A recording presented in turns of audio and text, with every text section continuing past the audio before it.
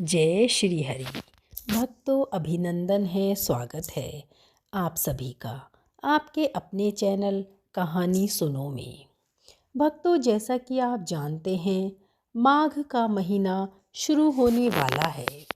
साल 2024 में माघ महीने की शुरुआत 21 जनवरी से हो रही है और इसका समापन 19 फरवरी 2024 को होगा।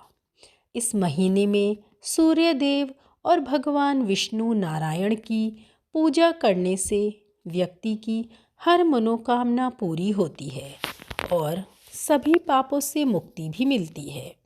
माघ के महीने में गर्म कपड़े और कंबल का दान करें। काले तिल, अन्न, वस्त्र और धन का दान करना बेहद ही फलदायी होता है। माघ के महीने में गीता पाठ करें और तुलसी पूजा भी करें। शुभ और पवित्र माघ के महीने में तामसिक भोजन ना करें। इस महीने में मदिरा पान ना करें। किसी का अपमान बिल्कुल भी ना करें। इससे श्री हरि विष्णु आपसे रुष्ट हो जाते हैं। माघ के महीने में ब्रह्मचर्य के नियमों का पालन करें। सभी दिनों में आप तुलसी की पूजा करें। आपको हमारे इस चैनल पर माघ महीने के सारे ही कथा महात्म्य के अध्याय मिलेंगे। माघ महीने का आज हम प्रथम अध्याय सुनेंगे। माघ मास कथा महात्म्य अध्याय 1 को हम बड़ी ही श्रद्धा और भक्ति से सुनते हैं। एक समय श्री सूत जी ने अपने गुरु श्री व्यास जी से कहा कि गुरुदेव, कृपया करके आप मुझसे माघ मास का महात्म्य कहिए, क्योंकि मैं आपका शिष्य हूँ। व्यास जी कहने लगे कि रघुवंश के राजा दिलीप एक समय यज्ञ के स्नान के पश्चात पैरों में जूते और सुंदर वस्त्र पहनकर शिकार की सामग्री से युक्त कवच और शोभायमान आभूषण पहने हुए अपने सिपाहियों से घिरे हुए जंगल में शिकार करने के लिए अपनी नगरी से बाहर निकले। उनके सिपाही जंगल में शिकार के लिए मृग, व्याघ्र आदि जंतुओं की तलाश में इधर उधर फिरने लगे। उस वन में वन स्थली अत्यंत शोभा को प्राप्त हो रही थी। कहीं मृगों के झुंड, कहीं गीदड़ अपना भयंकर शब्द कर रहे थे, कहीं गैंडों का समूह हाथियों के समान फिर रहा था, कहीं वृक्षों के कोटरों में बैठे उल्लू अपना भयानक शब्द कर रहे थे, कहीं सिंहों के पदचिन्हों के साथ घायल मृगों के रक्त की भूमि लाल हो रही थी, कहीं दूध से भरी थनों वाली सुंदर भैंसें फिर रही थीं, कहीं पर सुगंधित पुष्प, हरी भरी लताएं वन की शोभा को बढ़ा रही थीं। कहीं बड़े बड़े पेड़ खड़े थे तो कहीं पर उन पेड़ों पर बड़े बड़े अजगर और उनकी केचुलियां भी पड़ी थीं।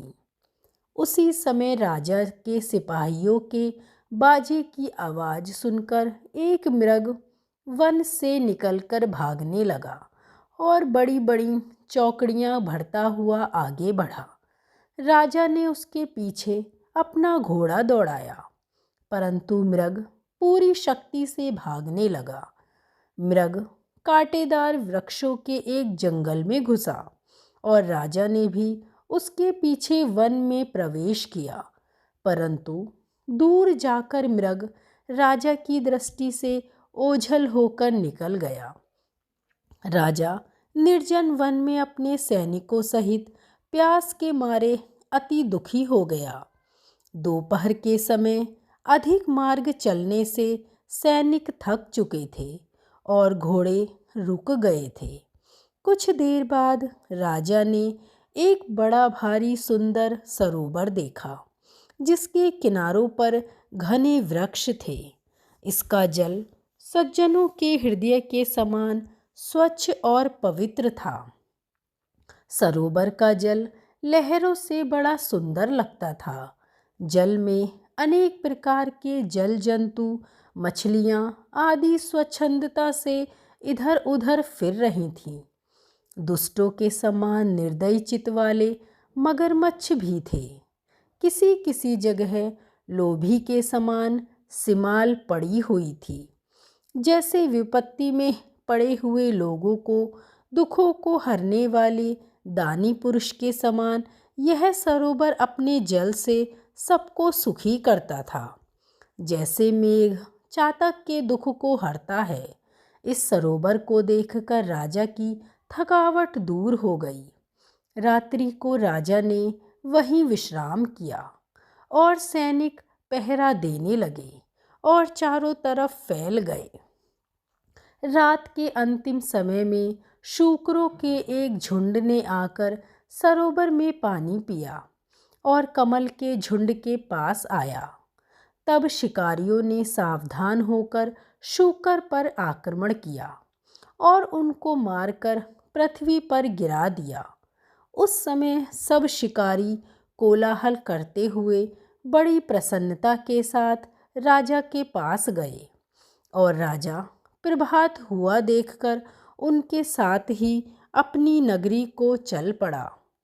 जिसका शरीर तपस्या और नियमों के कारण बिल्कुल सूख गया था, जो मृगछाला और वल्कल पहने हुए था और नख रोम तथा केश धारण किए हुए था, राजा ने ऐसे घोर तपस्वी को देखकर बड़े आश्चर्य से उसको प्रणाम किया और हाथ जोड़कर खड़ा हो गया।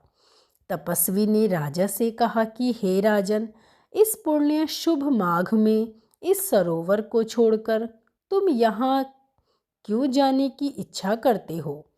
तब राजा कहने लगा कि महात्मा, मैं तो माघ मास में स्नान के फल को कुछ भी नहीं जानता। कृपया करके आप विस्तार पूर्वक मुझको बतलाइए। अब आगे की कथा हम कथा अध्याय महात्म्य 2 में सुनेंगे। उस महात्मा ने स्नान का क्या फल राजा को बताया। हम अध्याय 2 में इस कथा को श्रवण करेंगे। कथा महात्म्य अध्याय 1 को सुनने के लिए आपका बहुत बहुत धन्यवाद। आगे की कथा के लिए और सारे अध्यायों के लिए जुड़े रहिए कहानी सुनो के साथ। धन्यवाद मित्रों।